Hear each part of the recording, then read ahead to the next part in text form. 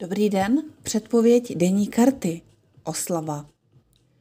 Vaše nálada stoupá, radost se dostává ke slovu. Dnes je ideální čas vyrazit na premiéru filmu, do divadla nebo si dopřát prodloužený večer v dobré společnosti. Sklenka kvalitního vína vám pomůže příjemně se naladit. Pomáhajte si s druhými navzájem. Když se podílíme na štěstích druhých, rosteme. V práci podpořte týmového ducha. Můžete sklízet nějakou úrodu z předešlých projektů. Tomu se říká zažít do žínky. A pokud se vás to netýká, může to jen znamenat radost ze života.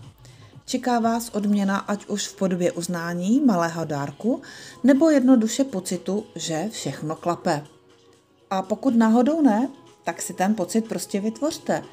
Udělejte si radost sami, třeba něčím dobrým k jídlu, kvalitním vínem nebo výletem do divadla či kina.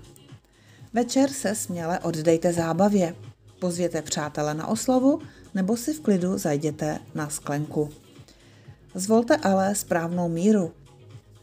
Zasloužená odměna vás prostě nemine. Afirmace: vychutnávám přetékající bohatství v našem vztahu. Kolektivní výklad pro vás, pro inspiraci, vyložila kartářka Ilona. Mějte se báječně.